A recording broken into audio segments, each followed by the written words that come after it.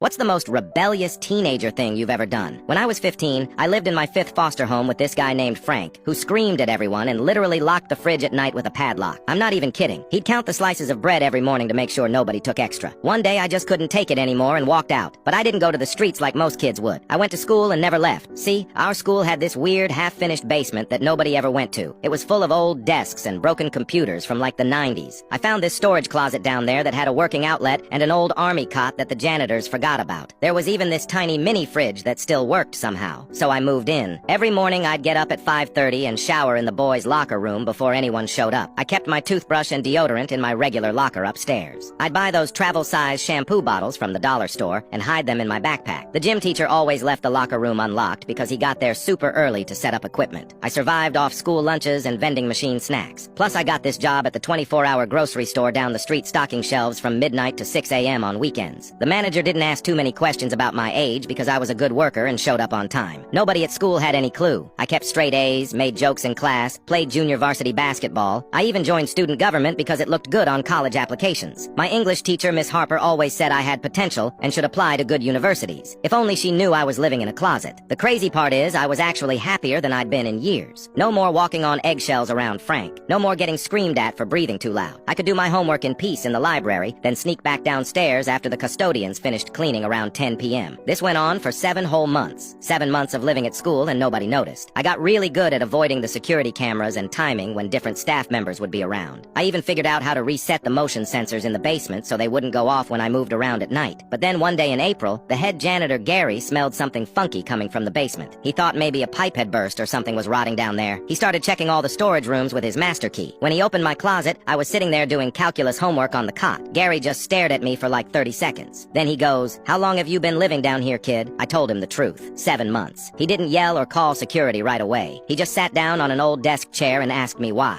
So I explained about the foster homes and Frank and the locked fridge. Gary listened to everything. Then he said something I'll never forget. "You know what? You're the cleanest, most responsible homeless kid I've ever met. You didn't trash anything or cause problems. But this can't continue." Instead of calling child services right away, Gary went to the school counselor, Ms. Jackson. She was this young woman who actually cared about kids instead of just collecting paychecks. When she heard my story, she got really angry. Not at me, but at the system that let me slip through the cracks. Turns out Ms. Jackson knew this assistant principal, Mrs. Rivera, who had this little guest house on her property that she wasn't using. It was just sitting there empty because her college son had moved out. Mrs. Rivera offered to let me stay there temporarily while the school district figured things out. The district ended up creating this hardship grant that paid for my living expenses. They said it was cheaper than the lawsuits they'd face if word got out that a student had been homeless in their building for 7 months without anyone noticing. Plus my grades were so good they wanted to keep me in their graduation statistics.